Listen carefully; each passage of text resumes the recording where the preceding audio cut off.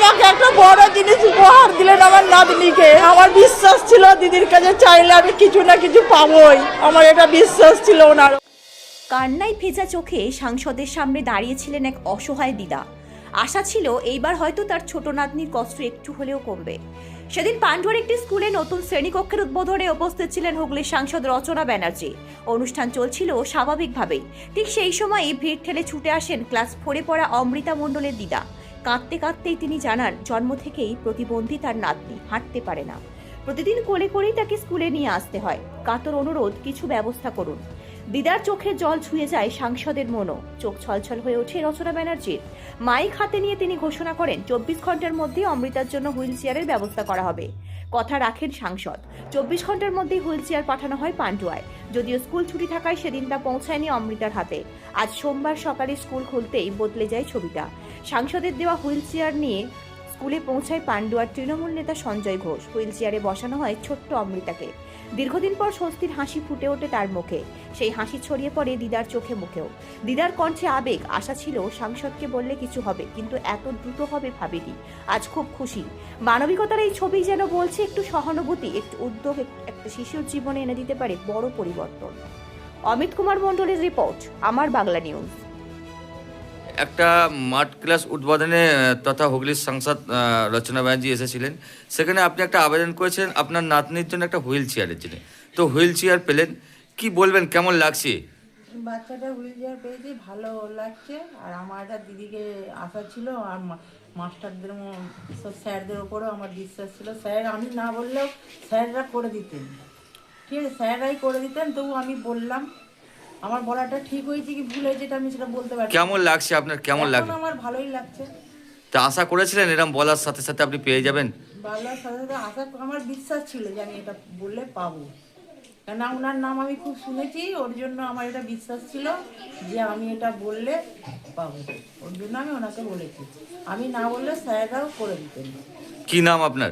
মণিমালা দাস। আপনার নাতনির কি নাম? অমৃতা মণ্ডল। এই গ্রামের বাসিন্দা?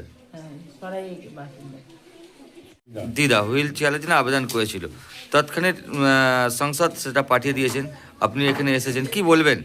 দেখুন, আমাদের নেত্রী হচ্ছে মমতা বন্দ্যোপাধ্যায়, আমাদের মুখ্যমন্ত্রী।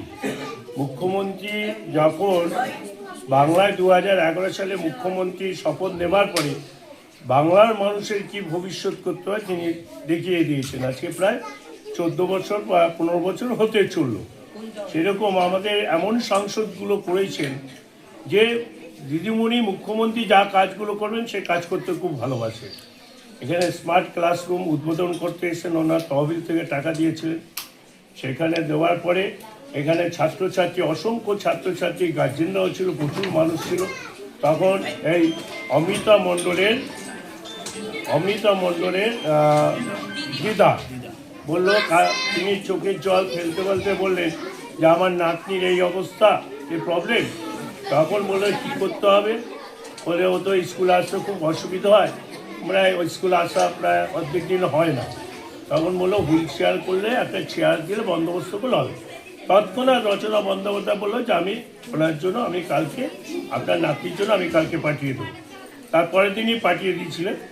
দেওয়ার পরে কিছুদিন স্কুল দিদিমণি মাস্টারমশাইরা সব প্রধান শিক্ষক, সহশিক্ষক, আমাদের দিদিমণিরা সবাই স্কুল আসছিলেন, কিন্তু যেহেতু পরীক্ষার কারণে ছাত্রছাত্রীরা রেজাল্টের জন্য, পরীক্ষা হয়েছে রেজাল্টের জন্য আপনার আসতে পারিনি। তাই আজকে 29 তারিখে রেজাল্ট বেরোচ্ছে। এইখানে রেজাল্ট বেরোনোর পর সকল ছাত্রছাত্রী এসছে, তাই দিদিমণি মাস্টারমশাইরা আছে, তার মাধ্যমে আমাকে রচনা দিয়ে বলেছে হুইল চেয়ারটা পৌঁছে দিতে। আমি এখানে এসে দিয়ে গেলাম। এবং সত্যি কথা বলি, রচনা বন্দ্যোপাধ্যায়ের মতো সাংসদ হুগলির লোকসভায় কোনোদিন পাওয়া যাবে না। রচনা বন্দ্যোপাধ্যায় আমরা খুব খুশি, গর্ব যে আমাদের নেত্রী বা আমাদের সাংসদ, আমাদের মুখ্যমন্ত্রী মমতা বন্দ্যোপাধ্যায় যাদের সহযোদ্ধারা আছেন তারা সুন্দরভাবে কাজ করে। রচনা বন্দ্যোপাধ্যায় এই হুইল চেয়ার বলে নয়, রচনা বন্দ্যোপাধ্যায় 7টা বিধানসভায় যা কাজ করেছেন, আর সব থেকে 1 বছর 6 মাসের মধ্যে 5 মাস হতে চলল, পান্ডুয়া ব্লকে প্রত্যেকটা স্কুল থেকে আরম্ভ করে প্রত্যেকটা জায়গায় তার সুব্যবস্থা রচনা বন্দ্যোপাধ্যায় দারুণভাবে কাজ করে চলেছে।